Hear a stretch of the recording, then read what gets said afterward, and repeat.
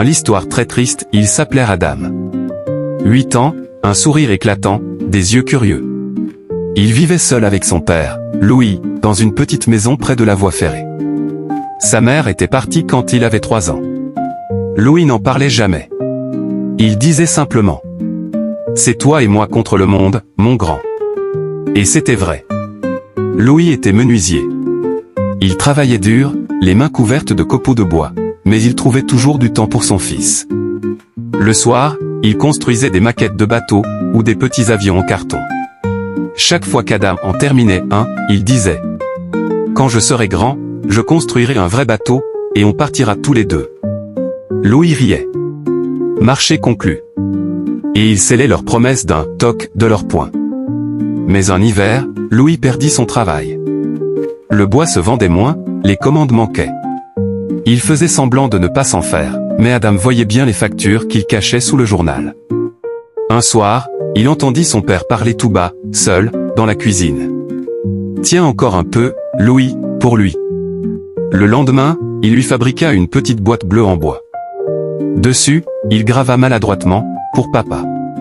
À l'intérieur, il glissa un dessin, 2 bonshommes sur un bateau, un grand et un petit, sous un soleil immense. « C'est pour quand tu seras triste, expliqua-t-il. Comme ça, t'oublieras pas qu'on va partir un jour. » Louis ne put rien dire. Il prit son fils dans ses bras, et pleura en silence. Les mois passèrent. La vie devint plus difficile. Un matin, Louis ne se réveilla pas. Une crise cardiaque, trop tôt, trop injuste. Adam resta figé, incapable de comprendre. Les pompiers, les voisins, les bruits, tout devint flou. On l'emmena chez une tante, dans une autre ville. Dans son sac, il emporta la boîte bleue. C'était tout ce qui lui restait de lui. Les années passèrent. Adam grandit, mais il ne parla presque plus. À l'école, on disait de lui qu'il rêvait trop. Mais en vérité, il ne rêvait pas. Il se souvenait. Chaque soir, il ouvrait la boîte, touchait le dessin, et murmurait. « On partira un jour, papa. » Promis. À 18 ans, il quitta la maison de sa tante. Il trouva un petit boulot dans un atelier, comme son père. Et le week-end, il allait au port, regarder les bateaux partir. Il y avait ce grand voilier, blanc, magnifique. Chaque fois qu'il levait l'ancre, Adam sentait son cœur se serrer. Un jour, il osa demander. « Vous prenez des apprentis ?» Le capitaine, un vieil homme à la barbe grise, le regarda longuement. « Tu sais, la mer, ça ne pardonne pas au cœur trop lourd. » Adam répondit simplement. « Justement. J'ai besoin qu'elle m'allège. » Il embarqua le printemps suivant. Dans sa poche, toujours la boîte bleue. Les premiers jours furent durs, le mal de mer, la fatigue, le vent qui fouette le visage. Mais peu à peu, il sentit renaître en lui une force qu'il croyait perdue. Chaque soir, il s'asseyait sur le pont et regardait l'horizon. Et dans le silence des vagues, il parlait à son père. « Tu vois, papa. On y est. On a tenu parole. » Un matin, une tempête éclata.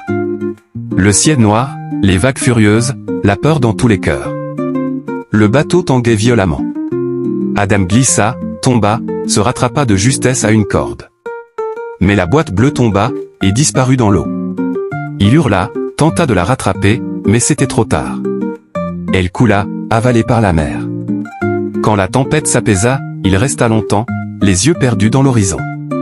Ce petit morceau de son père venait de s'en aller pour de bon. Des années plus tard, Adam devint marin. Il naviguait seul, souvent, toujours en redeport, comme un oiseau qui ne veut plus se poser. Un soir, en pleine mer, le soleil couchant tint à l'eau d'un bleu profond. Et là, sur la vague, il crut voir quelque chose flotter.